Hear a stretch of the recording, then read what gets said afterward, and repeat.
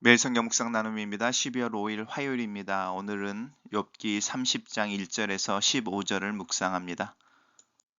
우리 계속해서 욥의 하나님 앞에서 자신의 삶에 대한 어떤 평가 아니면 회고를 이제 묵상하고 있습니다. 오늘 본문은 이제 30장 1절에서 시작합니다. 그러나 이제는 나보다 젊은 자들이 나를 비웃는구나. 그들의 아비들은 내가 보기에 내 양떼를 지키는 개 중에도 둘만하지 못한 자들이니라.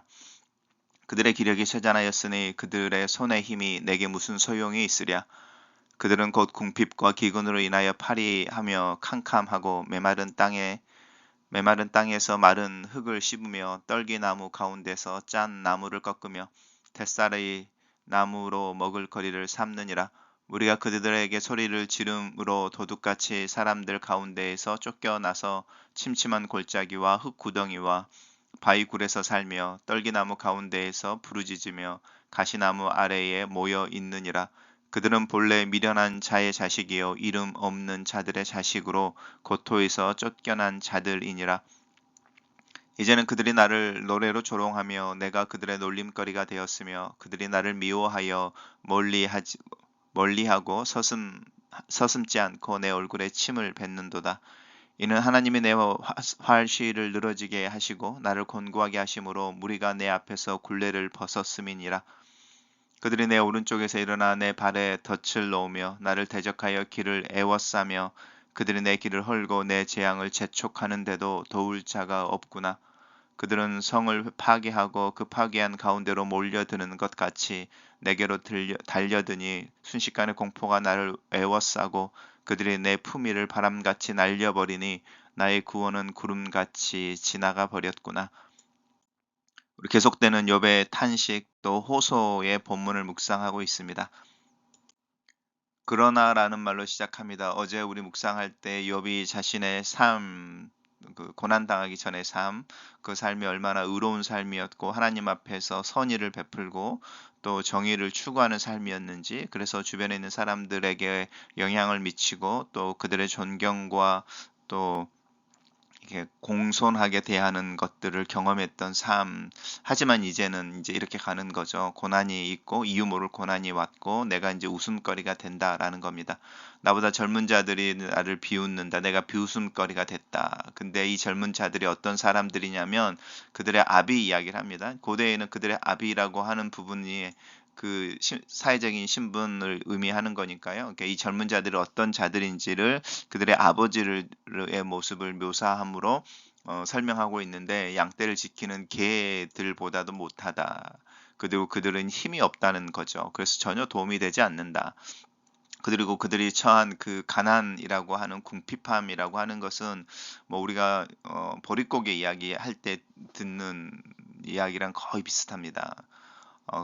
그 먹을 수 없는 이렇게 마른 흙을 씹는다라든지 먹을 수 없는 이 떨기나무 가운데서 짠 나무를 먹는다. 껍질을 벗겨서 그것을 삶아서 막 이렇게 먹는 것을 이야기하는 거죠.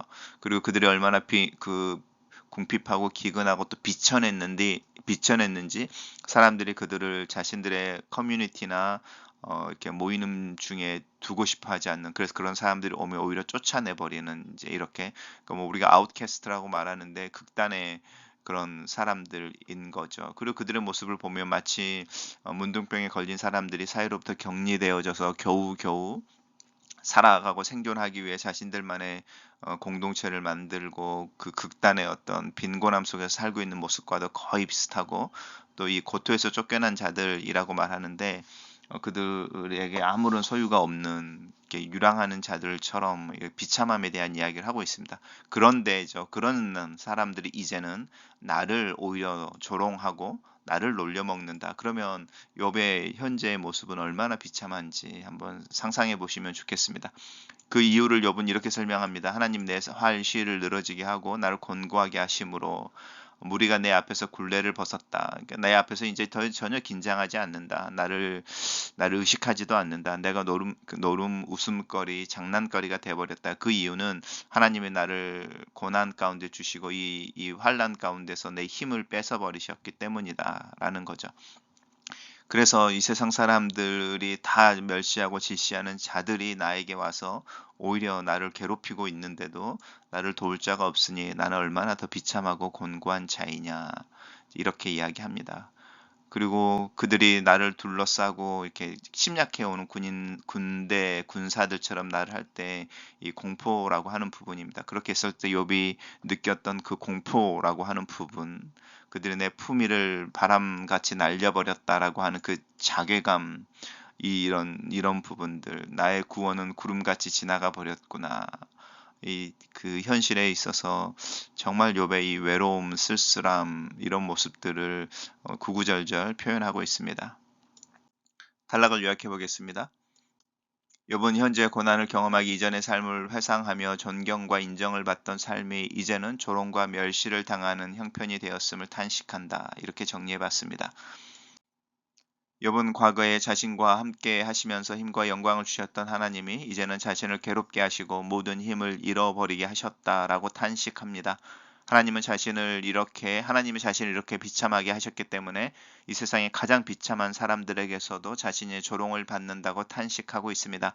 모든 영광과 힘을 잃어버리셨던 하나님 예수 그리스도의 모습을 연상시켜 줍니다. 십자가 위에 예수님은 하나님을 향해 탄식했지만 그 모든 것을 예수님에게 맡기셨던 것을 기억하면 좋겠습니다. 29장에 묘사된 과거에 존경받던 욥의 인생은 고난으로 완전히 뒤집혀 버립니다.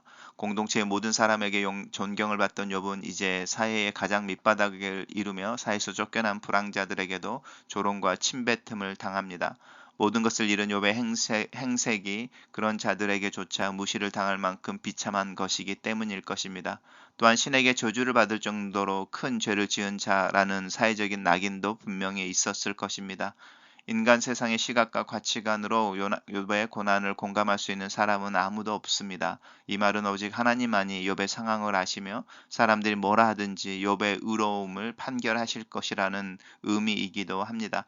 나는 내가 당하는 고난 때문에 아무도 나를 알아주지 않고 주변 사람들이 오히려 나를 조롱할 때에 나는 무슨 생각을 하게 됩니까? 십자가에 달리셨다는 이유로 예수님을 배반하고 조롱하던 사람들의 모습을 기억해 보십시오. 지금 고난 중에 있는 내 모습이 겉으로는 비참해 보일지라도 그것이 결코 패배자의 모습은 아니라는 것을, 오히려 하나님의 뜻을 이루기 위한 존귀자의 모습인 것을 기억하시기 바랍니다. 욥은 원수들의 공격 앞에서 속수무책입니다. 침뱉음, 조롱, 수치를 묵묵하게 견뎌냅니다. 죽음의 덫에 놓인 공포를 직면합니다. 고통과 고난 끝에 그 끝이 없는 것처럼 느껴지는데 자신을 도와줄 사람이 없습니다. 품위는 사라져버렸고 구원도 보이지 않습니다. 이유도 알지 못한 채 고통을 참아내야 하는 이 순간 하나님은 계시지 않는 것만 같습니다. 지금 내 삶도 욥이 겪는 고난처럼 힘에 겹지는 않습니까? 이 모든 과정을 통해 반드시 이루실 하나님의 뜻이 있다는 그 사실만은 믿음으로 붙드시기를 권면합니다. 글로 쓰는 기도입니다. 살아계신 하나님, 내 삶의 의로움은 없습니다. 예수 그리스도 안에서 보여주신 하나님의 사랑과 포용하시는 은혜를 의지하여 오늘 하루를 시작합니다. 나는 홀로 하나님 앞에 있습니다. 하나님을 향한 이 순간만큼 하나님만을 바라봅니다. 하나님께서 하시는 말씀, 하나님께서 가지신 기대와 계획, 하나님의 시선과 평가에 민감한 마음을 가집니다. 내 삶의 정황은 파도와 바람 같아서 항상 변하고 불확실합니다. 내 마음은 항상 출렁거리고 있고 내 주변의 사람들의 마음과 시선 또한 항상 흔들리는 것을 느낍니다. 변하는 것에 시선을 두기보다는 변하지 않는 주님의 사랑과 약속을 의지함으로 내 삶의 어두운 터널을 지나가는 믿음을 위해 예수님의 이름으로 기도합니다. 아멘.